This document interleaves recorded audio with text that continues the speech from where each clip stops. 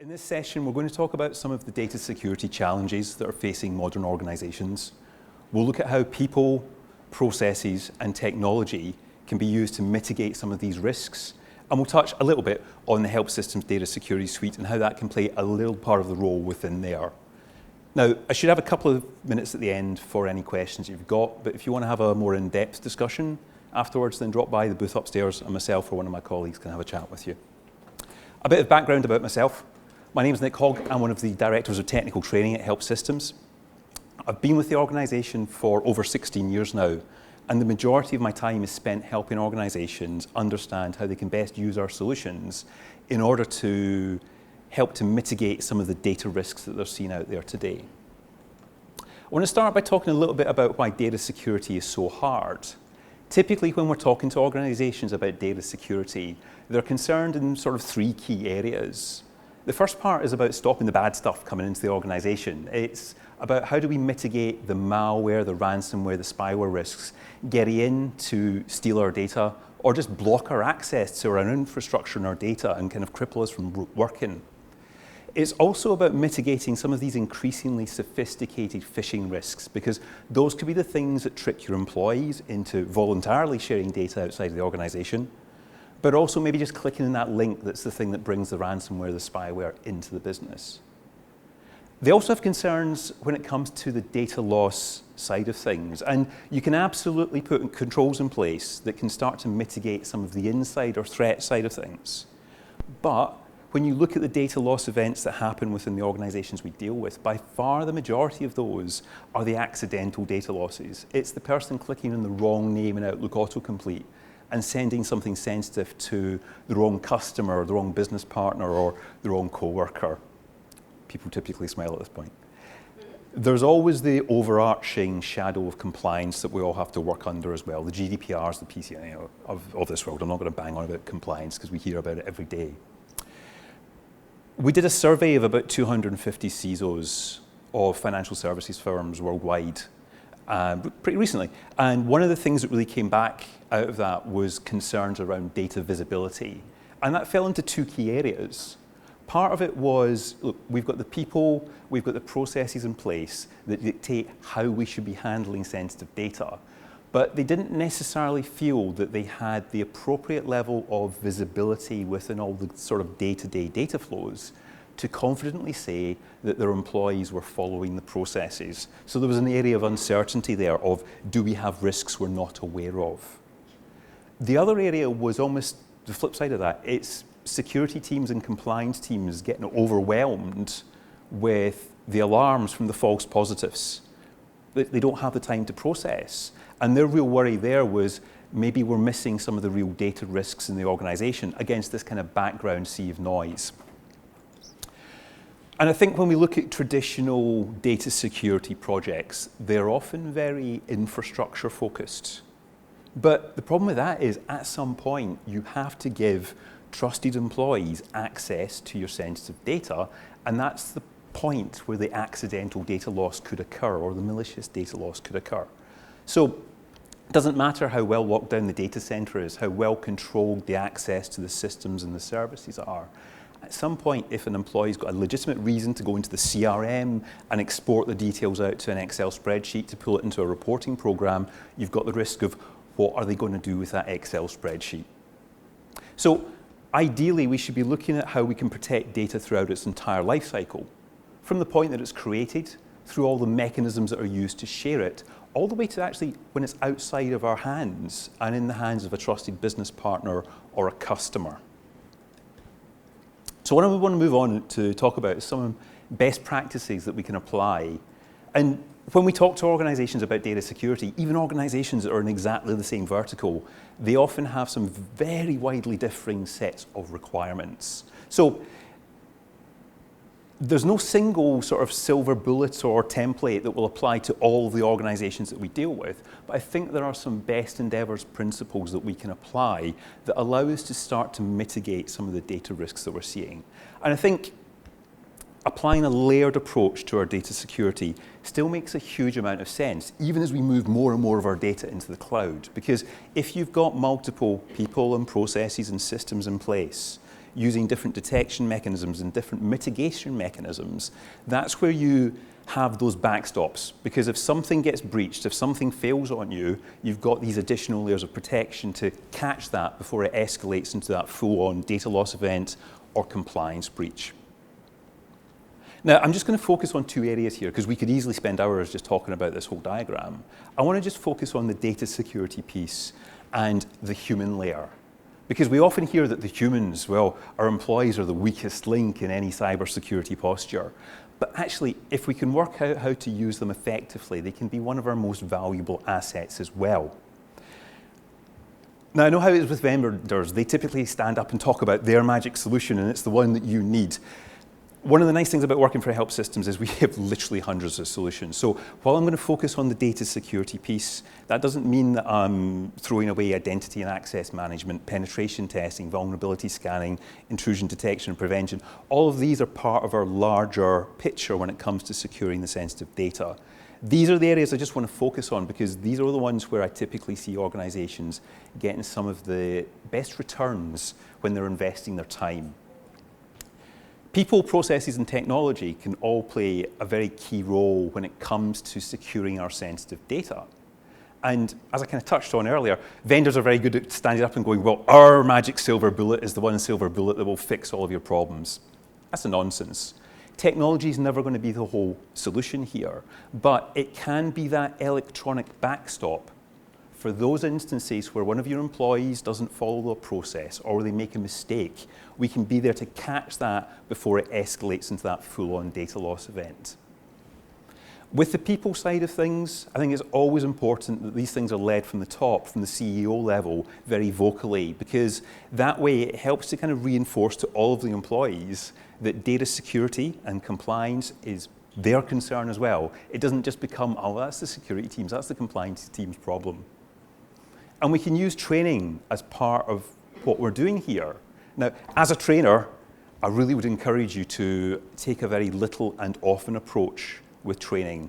My wife works for a financial services firm, and over the last 2 years, I've seen the misery of that once a year compliance training that she goes through. That's 2 hours where she hates the damn thing, she's going into it with the wrong mental attitude, and it just becomes a tick box exercise of, hey, we're compliant.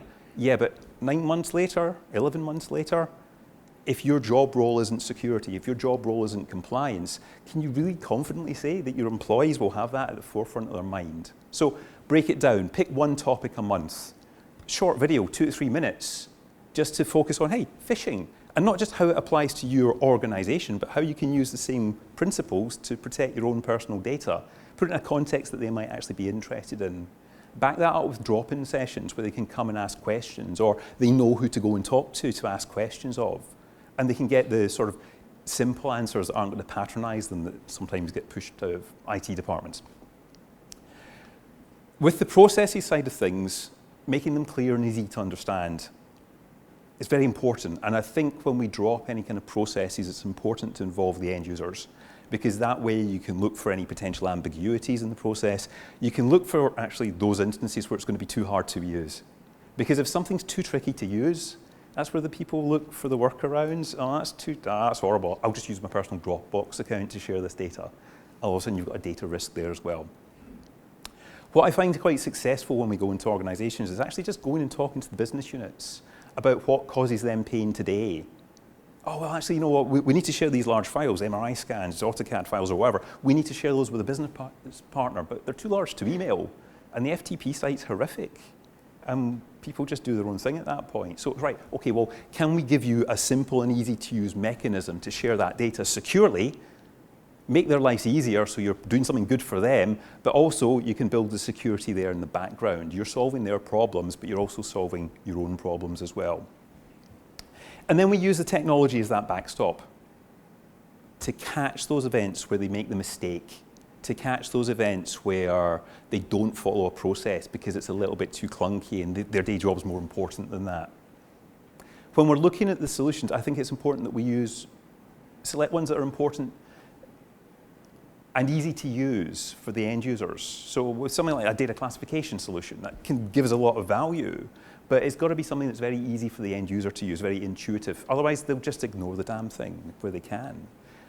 From our point of view, though, in terms of managing and investigating the risks, we also want solutions that are very configurable, because that way we can quickly tailor them to meet the needs of the organization. Because realistically, the policy we need today won't be the policy we need in a year's time, because we bring on new projects, new suppliers, new customers. So we need to be able to easily adapt the policies to enable the legitimate data flows, but also stop the accidental sharing, the illegitimate sharing as well.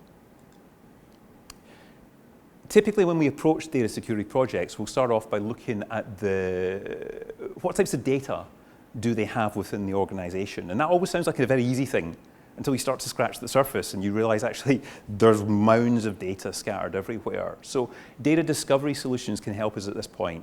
Yes, involve the stakeholders, because they'll tell you about the data they deal with and that business partner over there who they need to share data with. But people forget to tell you stuff. So if you're using the data discovery in the background to say, well, actually, they're handling this type of data and they're sharing it with these individuals inside of the business and outside of the organization. And oh my God, why have they got this stored in the cloud over here?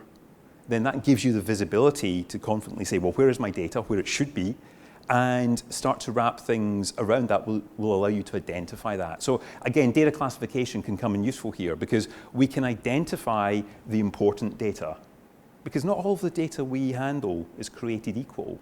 So if we can differentiate the important data, we can wrap the appropriate levels of security controls around that and protect it without becoming an unnecessary barrier to the more legitimate communications within the organization. Once we've understood what the sensitive data is, that's where we can put the mechanisms in place to control that. And that can be at the end point to stop somebody from accessing a file they don't have the clearance to view. That can be within our email flows or web flows and so on, to stop somebody from uploading it to a Dropbox or emailing it to the wrong recipient outside of the organization. But we also need to look at how we can secure it, because more and more we share data outside of the business with people we're outsourcing the services to, with business partners. So let's identify those legitimate communications, but let's keep them secure in transit. So we can use encryption when we're sending emails. We can use enterprise digital rights management, so that even once I've shared something with a business partner, I can be confident that if they forward that onto one of my competitors, the competitor can't access that file. I think these 4 solutions here can really help us with that process, because we can use data classification to identify what the sensitive information is. And just having visible markings on documents and files that your users are interacting with can be hugely beneficial, because you serve to subtly educate the users over time of this is important and should be handled appropriately. If you can involve them in the classification process, that's even better, because the stakeholders will typically understand the type of data that they hold. So you can make sure it gets classified appropriately. But you can back that up with machine learning. So if one of your users misclassifies something, we can recognize what the right level of classification should be. We can apply that classification, and we can also do a little bit of education at that point so that hopefully they don't make the same mistake in the future. You can also use discovery here, because typically when you talk to organizations about data classification, you get well, we've got 3 terabytes of data over here that's probably quite sensitive to us because it's Child Protective Services data. How do we classify that? Okay, well, we can use automated discovery to crawl the local drives of the users, crawl the network shares, crawl the corporate cloud storage, make sure that you've classified that information appropriately, and also maybe identify where it's in the wrong place and move it to the right location.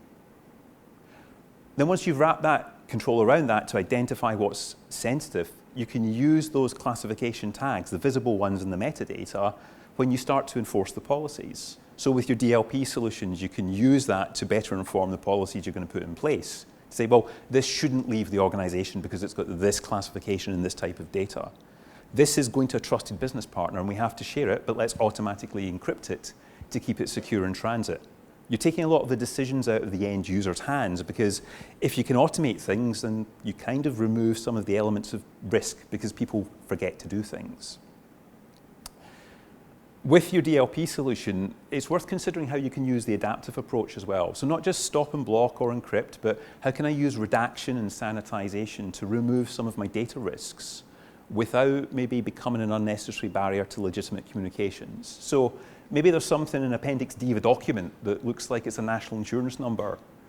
Am I going to stop the whole file from being emailed out of the organization because of one thing? Or if I redact that out and remove all of the other data risks, maybe it's okay to let that go on its way. Because the person at the far end of that, they don't care about the thing in Appendix D. They've got enough out of that to do their job.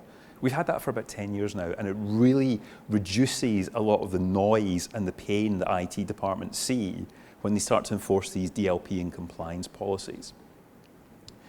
Managed file transfer is something that we see more and more often as being a requirement for organizations. It's how do I securely share data with my coworkers, my business partners, and my customers, but maybe I'm worried that my users might be just sticking stuff into the cloud and not realizing that, well, because of data sovereignty requirements, this piece of data needs to sit within certain geographical boundaries. The cloud's a little bit nebulous for the users. So we want a mechanism that's easy to use for the end users to share files with a business partner. Okay, well, we can give you a button in Outlook that will let you email a large file that's too large to go through the corporate mail infrastructure, but do it in a secure mechanism where it's fully audited, it's checked for sensitive data that shouldn't be going out to this recipient, and it's encrypted and protected in transit. The nice thing about MFT solutions as well is they've got a lot of automation built in there. So you can look at those instances where you can potentially take a human out of the loop. You know what, we're a financial organization and we have to share the customer details with a business partner once a day, once an hour, or whatever, because it's the insurance underwriters or whatever. Let's use the MFT solution to automatically pick the data up out of the CRM, pass that across to the business partner. We get full visibility of that transfer. We can inspect it to make sure there's nothing in that query that's been pulled out that shouldn't have been pulled out. And for the auditing and compliance purposes, we can prove what was shared within there. And then lastly, the digital rights management piece, I think, is becoming more and more important because that gives you that ability to control the sensitive information once it's outside of your hands. I need to share something with a business partner, but I'm worried they might forward that on to a third party. With the DRM solutions, you can recognize, because of classification or presence of healthcare data or PCI data or something like that, we can apply the DRM to it and encrypt the file, but we don't just encrypt the file, we apply an access control list around that. We apply a permission list around that. So when I share it with the business partner, I know that they can view it, but they can't edit it or print it off. If they forward that onto a third party, the third party simply won't be able to access the file. And me as the document owner, I get a notification that somebody's tried to open the file. So let's look at the HelpSystems Data Security Suite and how that can assist with some of those areas there. And we're absolutely not saying we're the entire solution to all of your data security requirements, but we can be an integral part of that. Just delivering a kind of powerful and comprehensive, very marketing terms, suite to you is important. But from my point of view, there's no point in us doing that if it's not easy to use. So one of our key guiding principles has always been around operational simplicity. If it's easy for you to use it, if it's easy for you to investigate the data breaches or the events that we've blocked, if it's easy for you to tailor the policy, then you're much more likely to get out of that the level of protection that you're looking for.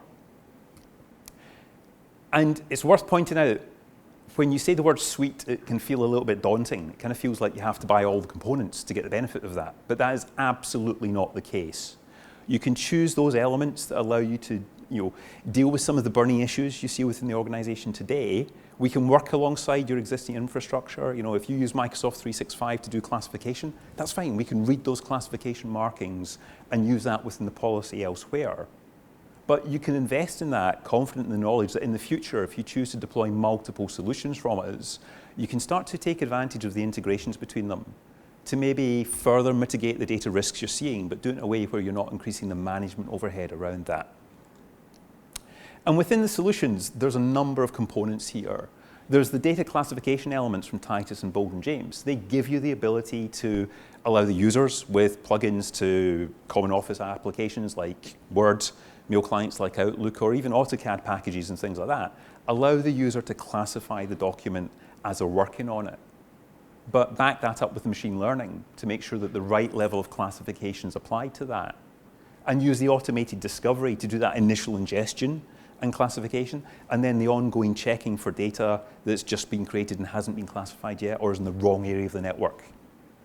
You can use the email security solutions to protect the organization from the external risks, the ransomware threats, the phishing risks coming into the business.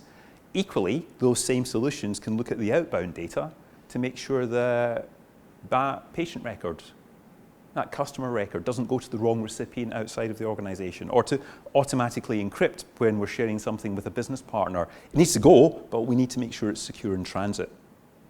You can use the MFT solutions to give the end users that easy-to-use mechanism to share the files, but you can also use the automated solutions within there to remove some of the manual workload from the end users, but also maybe some of the opportunities for them to make a mistake.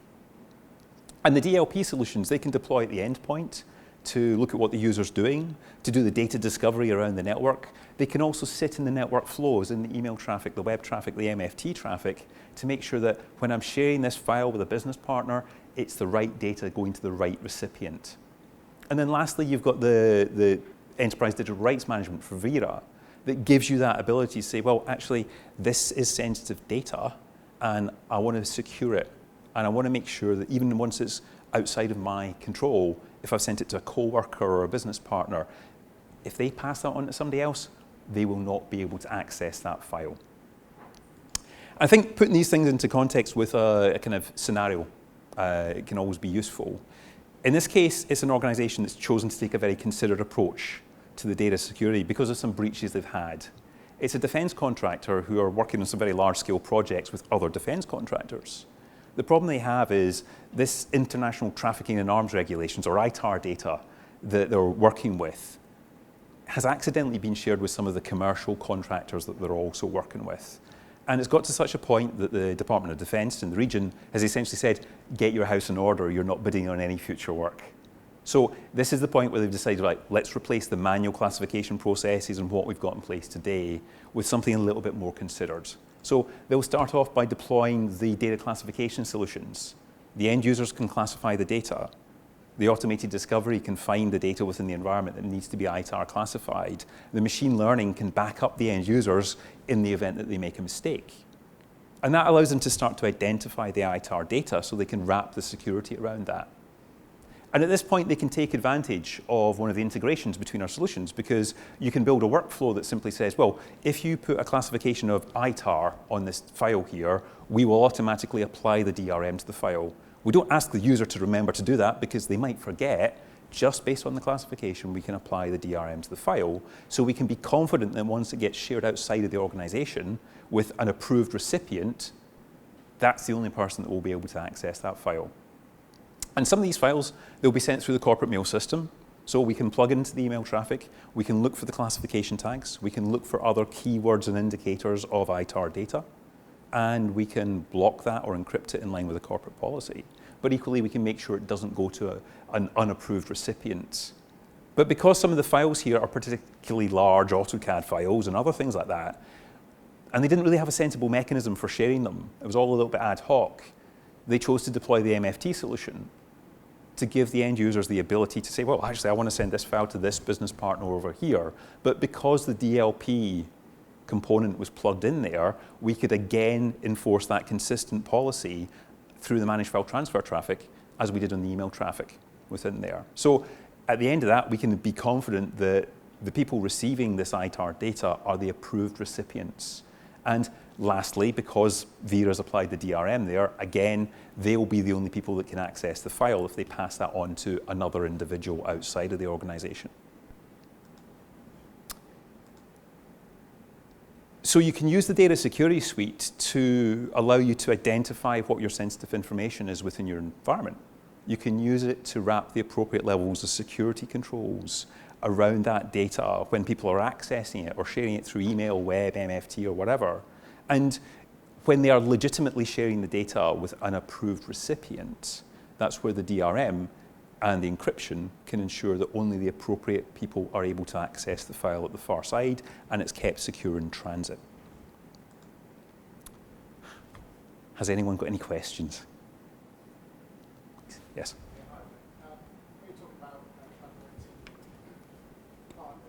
Yeah.